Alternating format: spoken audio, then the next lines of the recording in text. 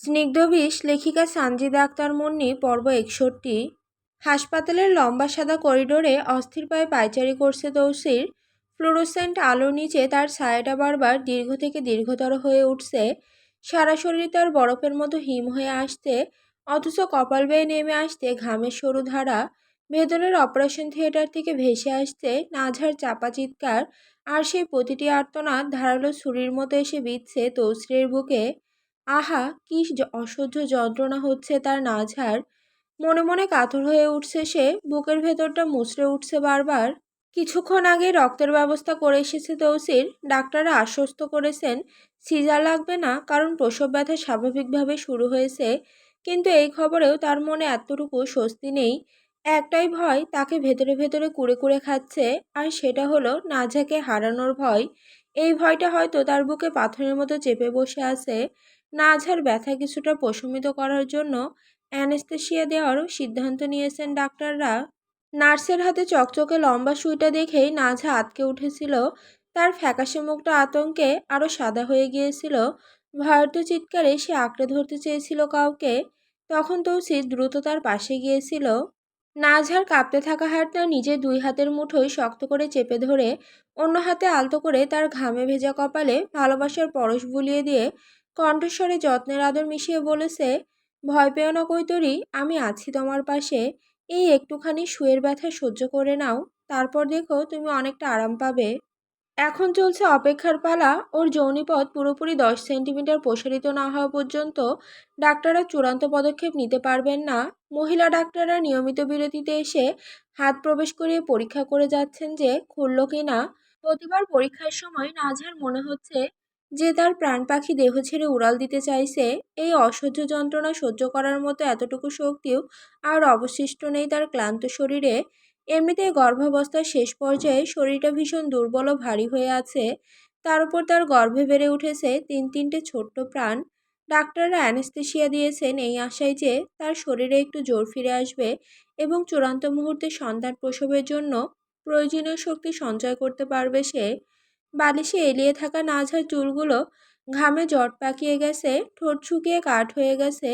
তবু সে দাঁতে দাঁত চেপে এই যন্ত্রণার সঙ্গে লড়ে যাচ্ছে, কারণ ওপারে যে তিনটে ছোট্ট হৃদস্পন্দন তার সাহসের অপেক্ষায় আছে। বাইরে করিডোরে তৌসিরের অবস্থা এক অসহায় পথিকের মতো হয়ে গেছে।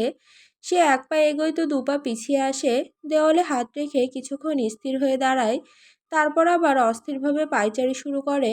ঘড়ির কাঁটাটা আজ থেমে গেছে হয়তো তার জন্য। প্রতিটি সেকেন্ড তার কাছে এখন এক একটা যুগের মতো দীর্ঘ মনে হচ্ছে। ভেতর থেকে ভেসে আসা নাঝার প্রতিটি আর্তনাদে তার বুকের পাঁজর ভেঙে চুরমার হয়ে যাচ্ছে। হাসপাতালের সাদা করিডোরটা আজ তৌসিরের কাছে এক অন্তহীন মরুভূমির মতো লাগছে। তার চোখ দুটো লাল হয়ে ফুলে উঠেছে, চুলগুলো এলোমেলো, শার্টের কলারটা কুঁচকে আছে। বারবার হাত দিয়ে মুখ মুছছে সে, কিন্তু ঘাম আর অশ্রু কোনটা মুছছে তা সে নিজেও জানে না। ভেতর থেকে যখনই নাঝার চাপা গোঙানি ভেসে আসে, তৌসিরের পা দুটো নিজে থেকে থমকে যায়। মনে হয় বুকের ভেতরে কেউ বোধহয় মুঠো করে হৃৎপিণ্ডটা চেপে ধরছে। শ্বাস নিতে কষ্ট হচ্ছে তার। গলার কাছে একটা দলা পাকিয়ে আছে, যা না পারছে গিলতে, না পারছে ফেলতে। তৌসিরের ভেতরে চলছে এক নিঃশব্দ যুদ্ধ। একদিকে ভয়, অন্যদিকে বিশ্বাস। একদিকে নাঝাকে হারানোর আশঙ্কা, অন্যদিকে 3 সন্তানের মুখ দেখার আকুতি। ওর মনের এক কোণে ফিসফিস করে কেউ বলছে, যদি কিছু হয়ে যায় ওর, যদি 3টে সন্তান একসাথে আনতে গিয়ে। তৌসির দুহাতে কান চেপে ধরে, না না না, এসব ভাববো না আমি। আমার কৈতরী ঠিক থাকবে। কিন্তু পরক্ষণে আবার সেই দুঃস্বপ্নের ছায়া এসে গ্রাস করে তাকে। তার চোখের সামনে ভেসে ওঠে নাঝার ফ্যাকাশে মুখ, যা সে কিছুক্ষণ আগে দেখে এসেছে। ঠোঁট দুটো শুকিয়ে কাঠ, চোখের নিচে কালি, কপালে বিন্দু বিন্দু ঘাম। আর সামলাতে পারে না তৌসির নিজেকে। করিডোরের কোণে রাখা বেঞ্চটায় বসে পড়ে সে।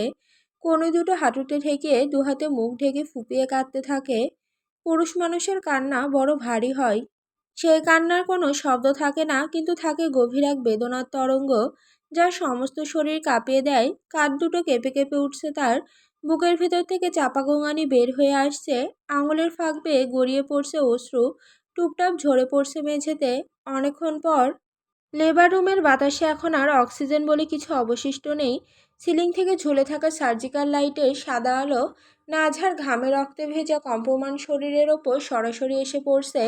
নাঝার শরীরটা এখন আর কোনো মানুষের শরীর নয়, মনে হচ্ছে সে কোনো অন্ধকার কসাইখানার মার্বেল টেবিলে শুয়ে রাখা একটি জীবন্ত, ছটফট করতে থাকা মাংসপিণ্ড, যার প্রতিটি ইঞ্চি চামড়া ছিঁড়ে নিচ্ছে অদৃশ্য কোনো শকুনের নখ। গত 2 ঘন্টা ধরে এক আক্ষরিক নরককুণ্ডের ভেতর দিয়ে হেঁটে চলেছে নাঝা।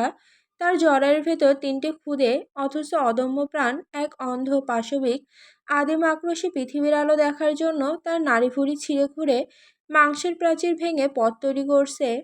3টি ছোট ছোট কোমল শরীর, অথচ তাদের সম্মিলিত ওজন মনে হচ্ছে 3টি বড় পাথরের চাই, যা নাঝার তলপেট ফাটিয়ে চামড়া ছিঁড়ে হাত ঘুরিয়ে নিচে নেমে আসতে চাইছে নিরবচ্ছিন্নভাবে। নাঝার তলপেটের গভীর থেকে এক সর্বনাশা প্রাণঘাতী কুণ্ডলী পাকানো মোচড় সাপের মতো পেঁচিয়ে নেমে আসতে নিচের দিকে। মনে হচ্ছে কেউ তার ভেতরে আগুনে লাল করে তোলা একটা লোহার শিক ঢুকিয়ে ধীরে ধীরে পৈশাসিক আনন্দে মোচড়াচ্ছে, প্রতিটি মোচড়ে পুড়িয়ে দিচ্ছে স্নায়ু। তার জরায়ুর পেশিগুলো অমানসিক সংকোচনে দলা পাকিয়ে উঠছে, পাথরের মতো শক্ত হয়ে যাচ্ছে নাঝার গোটা পেট। মনে হচ্ছে কেউ লোহার বেড়ি দিয়ে তার কোমর থেকে বুক পর্যন্ত পেঁচিয়ে ধরে টানছে। তার দুই উরুর মাঝখানের নরম মাংসপেশিগুলো অসম্ভব রকম প্রসারিত হতে হতে বোধহয় এখনই বিকট শব্দে ফেটে চৌচির হয়ে যাবে, চামড়া ছিঁড়ে বেরিয়ে আসবে ভেতরের সব। নাঝার মনে হচ্ছে তার শরীরটা মাঝখান থেকে দুভাগ হয়ে যাচ্ছে, বোধহয় কেউ একটা পাকা ফলকে দুহাতে চেপে ধরে মাঝখান থেকে চিরে ফেলছে। জোর দিন নাঝা, মাথাটা দেখা যাচ্ছে, আর একটু পুশ করুন, সাবাস মা, আর একটু। ডাক্তারনিরা ক্রমাগত নাঝাকে বলে জোর দিতে বলছেন। নাঝার শুধু দিশেহারার মতো মাথা নাড়ছে এপাশ ওপাশ, কিন্তু তার শরীর এখন আর তার নিজের নয়, সেটা হয়তো কোনো পরাক্রমশালী নিষ্ঠুর শক্তির হাতে বন্দি একটি ক্রীড়ানক। দুহাতে বিছানার সাদা চাদরটা প্রাণপণে খামছে ধরছে সে। তার হাতের নখগুলো উল্টে যাওয়ার দশা, কোনোটা ইতিমধ্যে গোড়া থেকে ছিঁড়ে গিয়ে রক্ত ঝরাচ্ছে। ওর আঙুলের গাঁটগুলো রক্তশূন্য হয়ে হাড়ের মতো সাদা হয়ে গেছে। চোয়াল চেপে দাঁতে দাঁত পিষে ঠোঁট কামড়ে রক্ত বের করে ফেলে নাঝা শেষ শক্তিটুকু একত্র করছে। পেটের নিচ থেকে পিঠের মেরুদণ্ড বেয়ে কোমরের সবচেয়ে গভীর থেকে এক প্রচণ্ড অমানসিক চাপ সে ঠেলে দিচ্ছে নিচের দিকে। তার চোখ দুটো কোঠর থেকে ঠেলে বেরিয়ে আসতে চাইছে। কপালে দুপাশের শিরাগুলো নীলকেচোর মতো ফুলে উঠেছে, ঘাড়ের পেশিগুলো দড়ির মতো শক্ত হয়ে গেছে। এবং তখনই অভিশপ্ত মুহূর্তটা ঘনিয়ে আসে। তার যৌনিপথের চারপাশের নরম কোমল মাংস এক অসহ্য অসহনীয় টানে প্রসারিত হতে হতে হঠাৎ একটা ভেজা ভয়ঙ্কর ফরাদ শব্দে কোথাও কিছু একটা ছিঁড়ে যায়। মনে হয় রেশমি কাপড় ছিঁড়ছে, কিন্তু সেই রেশম আসলে তার নিজেরই মাংস। জ্বলন্ত তীক্ষ্ণ ছুরির ফলার মতো ধারালো যন্ত্রণার এক বিদ্যুৎ তরঙ্গ নাঝার মেরুদণ্ড বেয়ে বিদ্যুতের গতিতে মাথায় তালু পর্যন্ত উঠে আসে। তার চোখের পেছনে ফেটে পড়া হাজারো সাদা স্ফুলিঙ্গে তার মনে হয় কেউ তার দুই গরুর সন্ধিস্থলে একটা জ্বলন্ত লাল হয়ে ওঠা কয়লা চেপে ধরেছে। তার চামড়া পুড়ে যাচ্ছে, মাংসবিদ্ধ হয়ে যাচ্ছে। হঠাৎ গোলাকার পাথরের মতো শক্ত কিছু, যা শিশুর মাথার খুলি, তা নাঝার পেলভিক হাড়ের সরু রক্তাক্ত গলিপথে এসে আটকে যায়। মাথাটা হাড় আর মাংসের মাঝখানে চিরে চ্যাপ্টা হয়ে ঘষা খেতে খেতে নিচে নামতে চাইছে। শিশুটির শরীরের প্রতিটি মিলিমিটার অগ্রসর হওয়ার সাথে সাথে নাঝার মনে হচ্ছে তার ভেতরের সব কিছু, অন্ত্র, জরায়ু, মূত্রথলি সব একসাথে নিচে নেমে আসছে, ছিঁড়ে বেরিয়ে আসতে চাইছে। আল্লাহ! এক অমানসিক আর্তনাদ বেরিয়ে আসে নাঝার রক্তশূন্য, শুকিয়ে কাঠ হয়ে যাওয়া গলা চিরে। এই আর্তনাদে আছে 2 ঘন্টার জমে থাকা সমস্ত যন্ত্রণা, সমস্ত হতাশা। ওর মেরুদণ্ড ধনুকের মতো বেঁকে যায়, পিঠ বিছানা থেকে উঠে আসে, ঘাড়ের শিরাগুলো দড়ির মতো ফুলে ওঠে, চোয়ালের পেশি কাঁপতে থাকে। তারপর পিচ্ছিলার অপ্রত্যাশিত মুক্তি সে পায়। জ্বলন্ত আগ্নেয়গিরির লাভার মতো এক ঝলক উষ্ণ ঘন রক্ত আর অ্যামনিওটিক ফ্লুইডের প্রবল স্রোতে পিছলে ছিটকে বেরিয়ে আসে তার প্রথম সন্তান। মাথা, কাঁধ, ধর, পা পরপর একটানে বেরিয়ে আসে নাঝার যৌনিপথের ছিঁড়ে যাওয়া দগদগে কাঁচা মাংস থেকে। গরম ঘন কালচে লাল রক্ত অবিরাম ধারায় গড়িয়ে নামছে নিতম্বের নিচে জমে থাকা রক্তের পুকুরে। সেই পুকুর ক্রমশ বড় হচ্ছে, চাদর ছাপিয়ে গদিতে শোষিত হচ্ছে, ফোঁটায় ফোঁটায় মেঝেতে টপ টপ করে পড়ছে। ঘরের বিষাক্ত নীরবতা ভেঙে তীক্ষ্ণ প্রাণস্পন্দনে ভরা এক কান্নায় জানান দেয় তাদের প্রথম সন্তান নিজের অস্তিত্ব। ফুটফুটে লাল টুকটুকে ছেলে হয়েছে তাদের। তার ক্ষুদ্র মুঠো বাতাসে ছুঁড়ে মারছে সে। নাঝার মনে হয় তার পেট থেকে বোধহয় একটা বড় পাথর সরে গেল। একটা মুহূর্তের জন্য তার ফুসফুসে ফিরে আসা বাতাস, চোখের সামনের অন্ধকার একটু পাতলা হয়, কিন্তু সেই স্বস্তি স্থায়ী হয় না এক মুহূর্তও, এক পলকও। প্রথম সন্তানের নাড়ি কাটার আগে নার্স যখন রক্তাক্ত কাঁচি হাতে এগিয়ে আসেন, তখনই নাঝার ক্লান্ত বিধ্বস্ত রক্তাক্ত জরায়ুতে আছড়ে পড়ে দ্বিতীয় প্রসব বেদনার এক ধ্বংসাত্মক পৈশাচিক সুনামি। এবার যন্ত্রণাটা আসে আরও নির্মম, আরও বিকৃত হয়ে, কারণ ছিঁড়ে যাওয়া কাঁচা দগদগে মাংসের ক্ষতের ঠিক ওপর দিয়েই সেই একই বিধ্বস্ত পথে দ্বিতীয় শিশুকে পথ করে নিতে হবে। নতুন কোনো পথ নেই, পুরনো ক্ষতকেই আরও ছিঁড়তে হবে, আরও বিস্তৃত করতে হবে। নাঝার দম আটকে আসছে, আর সে পারছে না, কিছুতেই পারছে না। তার ভেতরের ফুসফুস মনে হচ্ছে চুপসে যাচ্ছে কাগজের ব্যাগের মতো। তার চোখের সামনে গাঢ় লাল কালো রঙের অন্ধকার নাচানাচি করছে। তার কানের ভেতর এক তীব্র কর্ণভেদী শস্য শব্দ হচ্ছে। নাঝার ছিন্ন ভিন্ন রক্তাক্ত দগ্ধ যৌনিপদ দিয়ে আবারও এক অকল্পনীয় যন্ত্রণা ধেয়ে আসে। এবার নাঝার মনে হয় তার কাঁচা খোলা ক্ষতেরও ঠিক ওপরে কেউ মুঠো মুঠো মোটা দানার লবণ আর কাচের ভাঙা গুঁড়ো ছিটিয়ে দিল। তারপর সেগুলোকে ঘষে ঘষে আরও ভেতরে ঢুকিয়ে দিল। এত যন্ত্রণায় নাঝার প্রতিটি স্নায়ুতত্ত্ব আলাদাভাবে চিৎকার করে উঠছে। দ্বিতীয় শিশুর মাথাটা প্রথম জনের চেয়েও বড় মনে হচ্ছে। তার পেলভিসের হাড় দুটো মনে হয় বাঁকা হয়ে যাবে, ফেটে যাবে। মাতৃত্বের অন্ধ পাশবিক আদিম তাড়নায়, যা যুক্তির ঊর্ধ্বে, যা চেতনার ঊর্ধ্বে, সেই সবটুকু নিয়ে নিজের শরীরের শেষ রক্তবিন্দু আর শক্তিটুকু নিংড়ে নাঝা আবারও চাপ দেয়, প্রাণপণে মরিয়া হয়ে চাপ দেয়। ওর পেটের পেশিগুলো এমনভাবে সংকুচিত হয় যে মনে হয় পাঁজরের হাড় ভেঙে গুঁড়ো হয়ে ফুসফুসে ঢুকে যাবে, আর তার হৃৎপিণ্ডে এসে বিঁধবে। যন্ত্রণায় আকাশ বাতাস কাঁপিয়ে চিৎকার করতে চায় নাঝা, কিন্তু ওর গলা দিয়ে কোনো স্বর বের হয় না, বের হয় শুধু একটা চাপা পশুর মতো গোঙানি। ওর থুতনি বেয়ে গড়িয়ে পড়ে লালা, রক্ত আর কান্নার মিশ্রিত স্রোত। নাঝার যেহেতু আগ হতেই একটু বেশি কষ্ট বা উত্তেজিত হলে নাক দিয়ে রক্ত পড়তো, সেই জন্য ওর নাক মুখ দিয়েও রক্ত বের হয়ে যায়। আরেকটা উষ্ণ ভেজা পিচ্ছিল কাঁপতে থাকা শরীর, রক্তের গাঢ় স্রোত ভাসিয়ে পৃথিবীতে নেমে আসে। দ্বিতীয় সন্তান জন্ম দেয় একটু দুর্বল কান্নায়। তাদের আরেকটি ছেলে জন্ম নেয়। নাঝা দুই অরুর মাঝখান থেকে রক্তের একটা গাঢ় কালচে লাল স্রোত ফিনকি দিয়ে বেরিয়ে চাদর ভিজিয়ে নিচে মেঝেতে টপ টপ করে পড়তে থাকে। এবার তৃতীয় জনের পালা, কিন্তু নাঝার শরীর এতক্ষণে এক রক্তাক্ত ছিন্ন ভিন্ন মাংসের দলা ছাড়া আর কিছুই নয়। প্রচুর রক্তক্ষরণে তার হাত পায়ের শিরাগুলো নীল হয়ে আসতে ফ্যাকাশে প্রাণহীন নীল, ঠিক যেন মৃতদেহের শিরার মতো। তার আঙুলের ডগাগুলো অবশ, সংবেদনহীন হয়ে গেছে, চাইলেও আর সেগুলো নাড়াতে পারছে না সে।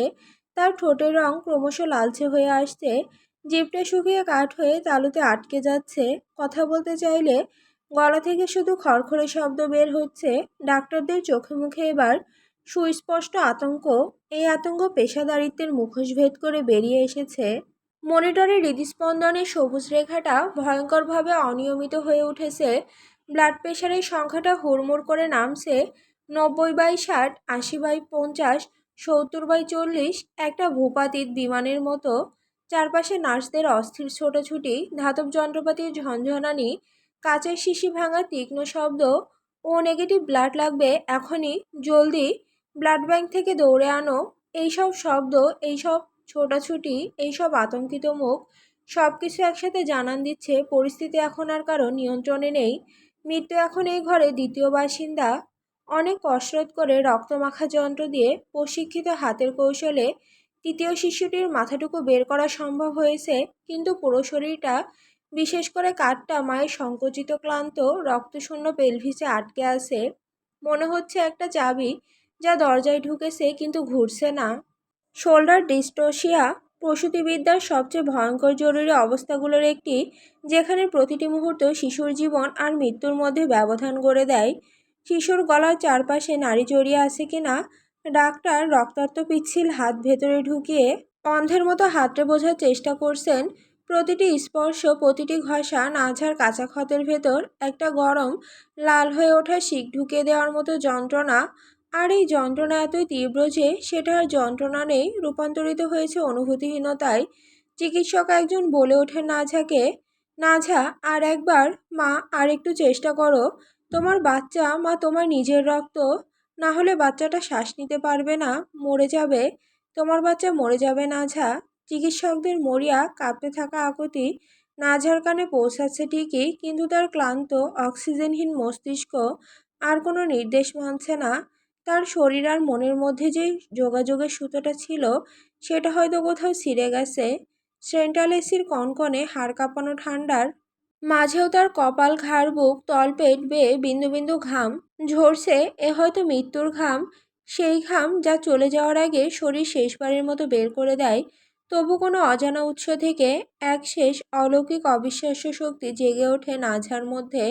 মায়ের শরীরে সেই আদিম প্রাচীন পশু প্রবৃত্তি যা মৃত্যুর মুখে দাঁড়িয়েও সন্তানকে বাঁচাতে চায়, যা লক্ষ লক্ষ বছর ধরে বিবর্তনের মাধ্যমে নারীর প্রতিটি কোষে গেঁথে গেছে। তার জোরে নাঝা দাঁতে দাঁত চেপে ধরে, চোখ বুজে, পেটের সমস্ত পেশি একসাথে সংকুচিত করে। এতে ওর মেরুদণ্ড ধনুকের মতো বেঁকে যায়, ঘাড়ের রগ ছিঁড়ে যাওয়ার মতো ফুলে ওঠে, মুখ থেকে রক্তমাখা থুতু ছিটকে বেরিয়ে এসে তার নিজেরই গাল ভিজিয়ে দেয়। তবে এতেও তৃতীয় শিশুটি কাঁধ বেরিয়ে আসে না, কারণ নাঝা আর জোর দিতে পারে না, একটু পারে না। চোখের সামনের পৃথিবীটা এবার সত্যি সত্যি দুলতে শুরু করে নাঝার। নাঝা বুঝে নেয় তার সময় আর নেই, তার সময় যে ফুরিয়ে আসছে। মৃত্যুর এই পরিচিত অপরিচিত হাতছানি নাঝা তার প্রতিটি কোষে, প্রতিটি অনুপরমাণুতে অনুভব করতে পারে। সে বুঝতে পারছে, পরিষ্কার বুঝতে পারছে, এটাই তার শেষ, এটাই তার অন্তিম মুহূর্ত। এরপরে আর কোনো মুহূর্ত নেই। মৃত্যুর এই অন্তিম মুহূর্তে এসে নাঝা শেষবারের মতো অমানসিক কষ্টে প্রায় নিষ্ক্রিয় ফুসফুসে একটিমাত্র সরু সুতোর মতো বাতাস টেনে নিয়ে রক্তে ভেজা বালিশে লেপ্টে থাকা মাথাটা সামান্য, খুব সামান্য ঘুরিয়ে সে তাকায় উপস্থিত চিকিৎসকদের দিকে আর ফিসফিস করে উচ্চারণ করে, আমার স্বামীকে বলুন আসতে। মৃত্যুর আগে তাকে আমি একবার ঘৃণাভরা দৃষ্টিতে মন ভরে দেখতে চাই। একজন নার্স গিয়ে এটা তৌসিরকে বলেন। ওনার মুখে খবরটা শুনে তৌসির হন্তদন্ত হয়ে লেবার রুমে ছুটে আসে। তড়িঘড়ি করে নার্সের দেওয়া মাস্কটা মুখে লাগিয়ে নিয়ে দরজাটা ঠেলে ভেতরে প্রবেশ করে সে। প্রবেশ করে বেডের উপর শুয়ে থাকা নাঝার বিবর্ণ রক্তশূন্য মুখটা দেখে তৌসিরের বুকের ভেতরটা স্যাঁত করে ওঠে। মনে হয় কেউ বোধহয় তার বুকের ভেতর থেকে প্রাণ পাখিটাকে এক ঝটকায় ছিনিয়ে নিয়ে চলে যাচ্ছে দূরে, বহু দূরে, যেখান থেকে আর কোনোদিন ফিরে আসা যায় না সেখানে। চাদরের তলায় নাঝার শরীরটা থরথর করে কাঁপছে, আর এই কম্পনের প্রতিটি তরঙ্গ তৌসিরের সর্বাঙ্গে বিষের মতো ছড়িয়ে পড়ছে। নাঝাকে চিরতরে হারানোর এক ভয়ঙ্কর আশঙ্কা সাপের মতো আষ্টেপৃষ্টে জড়িয়ে ধরে তাকে, এতটাই শক্ত করে যে তার নিঃশ্বাস নিতে কষ্ট হচ্ছে এখন। টলটলায়মান পায়ে প্রায় হামাগুড়ি দিয়ে তৌসির এগিয়ে যায় নিজের কৌতরির মাথার কাছে। নাঝার ঠান্ডা রক্তশূন্য হাতটা নিজের দুই মুঠোয় চেপে ধরে, নিজের শরীরের সমস্ত উষ্ণতা ঠেলে দিয়ে সে নাঝার হাতখানা চেপে ধরে ভেজা গলায় ফিসফিস করে বলে, কিচ্ছু হবে না, এই তো আমি এসে গেছি কৈতরি, তুই জোর দে, একটু জোর দে, দেখ কিচ্ছু হবে না, কিচ্ছু না। কথাগুলো বলতে বলতে তার দু চোখ বেয়ে নামতে শুরু করে অশ্রু উষ্ণধারা। এই নোনা জল মাস্কের কিনারা বেয়ে গড়িয়ে পড়ে নাঝার হিম হয়ে আসা হাতের উপর, কিন্তু এই উষ্ণতাও তাকে আর জাগিয়ে তুলতে পারে না। নাঝা ধীরে ধীরে চোখ মেলে তৌসিরের মুখের দিকে মন ভরে তাকায়। কিছুক্ষণ এক দৃষ্টিতে তৌসিরকে দেখে সে, তারপর তার রক্তহীন ঠোঁট দুটো কেঁপে ওঠে মৃদু, প্রায় শোনা যায় না এমন অস্ফুট স্বরে সে তৌসিরকে বলে, আমার সময় ফুরিয়ে এসেছে তৌসির, আমাকে আপনি মাফ করে দিয়েন। আমি আপনায় মাফ করতে পারলাম না, কিন্তু আমার সব ভুল, সবটুকু স্বার্থপরতার জন্য আপনি আমায় ক্ষমা করে দিয়েন কেমন। আমি চিরতরে চলে যাচ্ছি, একটুখানি মনে রাখেন আমায়, আমাদের দুটো ছেলে হয়েছে, ওদের একটু আগলে রাখেন, বিদায়। কথা শেষ করে কাপা হাতটা তৌসিরের গাল শেষবারের মতো ছুঁতে চায় নাঝা, কিন্তু তার হাত আর গন্তব্যে পৌঁছায় না। মাঝপথে অবশ্যই নেতিয়ে পড়ে, তার শূন্যে ঠিক একটা ভাঙা পাখির ডানার মতো প্রসব বেদনার এক প্রবল ঢেউ এসে তার গোটা শরীরটাকে মুচড়ে কুঁকড়ে দেয়। দাঁতে দাঁত চেপে অবশিষ্ট প্রাণটুকু এক মুঠোয় জড়ো করে শেষবারের মতো প্রাণপণ জোর দেয় সে। আর ঠিক সেই মুহূর্তে পৃথিবীর আলোয় প্রথম চোখ মেলে তাদের তৃতীয় সন্তান। ওর তীক্ষ্ণ ভেজা এক কান্নায় কেঁপে ওঠে ঘরের প্রতিটি দেওয়াল। এক ফুটফুটে মেয়ে হয়েছে এবার তাদের। মনে হচ্ছে স্বয়ং নাঝার আরেকটা প্রতিচ্ছবি সে। কিন্তু তার এই প্রথম কান্নার সুর বাতাসে মিলিয়ে যাওয়ার আগেই নাঝার দুনিয়া সব আলো নিভে যেতে থাকে।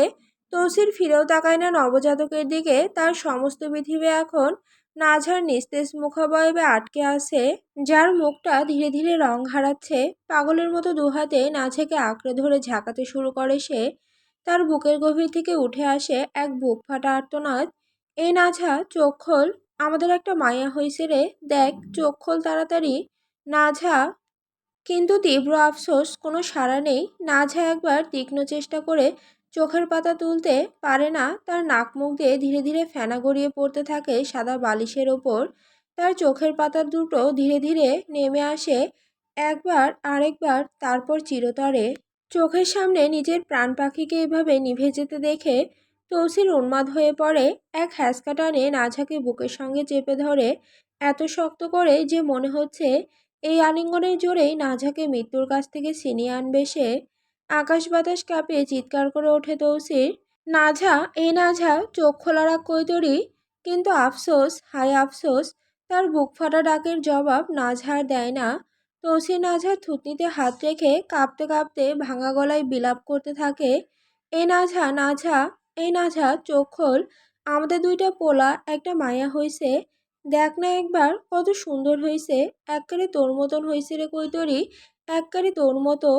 চোখ খোল, একটাবার চোখ খোল, তোর কিছু হইলে আমায় ঘেন্নাইব কে কৈতরি, কে রাগ কইরা মুখ ফিরাইয়া থাকবো, আমার লগে তোর যে বহুত হিসাব বাকি রে, এত সহজে চইলা গেলে আমি কি লইয়া বাঁচমু। নাঝা ওঠ, চোখ খোল কৈতরি, চোখ খোল। প্রধান চিকিৎসক ডাক্তার রাবেয়া ভারী পায়ে এগিয়ে আসেন তৌসিরের দিকে। চোখের কোণে তারও পানি চিকচিক করছে। তৌসিরের কাঁধে আলতো একটা হাত রেখে শান্ত সংযত স্বরে তিনি বলেন, আমরা সিজারের ঝুঁকির কথা বলেছিলাম, আর নর্মালেও। আপনারা নর্মাল ডেলিভারি চেয়েছিলেন, আর পরিস্থিতি অনুযায়ী সেটাই আমাদের কাছে সেরা মনে হয়েছিল। কিন্তু এমন জটিল কেসে সবসময় মাকে বাঁচানো সম্ভব হয় না। আমরা চেষ্টার কোনো ত্রুটি রাখিনি, বিশ্বাস করুন। কথাগুলো কানে পৌঁছাতেই তৌসিরের চারপাশের পৃথিবীটা মুহূর্তে থেমে যায়। তার কাছে সমস্ত শব্দ, সমস্ত আলো, সমস্ত গন্ধ সব একসঙ্গে নিভে যায়। তার সারা শরীর অসাড় পাথরের মতো হিম হয়ে আসে। তার বুকের ভেতর থেকে নাঝার নিথর দেহটা ধীরে ধীরে ফসকে গিয়ে লুটিয়ে পড়ে বালিশের ওপর, ঠিক একটা ঝরা ফুলের মতো, যার গন্ধটুকু আর অবশিষ্ট নেই। তৌসির নিজেকে আর দাঁড় করিয়ে রাখতে পারে না। ধপাস করে বসে পড়ে সেই ঠান্ডা পাথরে মেঝেতে। তার হাঁটু দুটো বুকের কাছে গুটিয়ে আসে আপনা আপনি। চারপাশের এই পৃথিবীটাকে আর সত্যি বলে মনে হচ্ছে না তার। সবকিছু এক নিদারুণ বিভ্রম, এক দীর্ঘ দুঃস্বপ্ন মনে হচ্ছে। তার নাঝার কি হলো, তার কৈতরীর চোখ দুটো কেন বোঝা, তার পৃথিবীর কি হলো, তার প্রাণের কি হলো।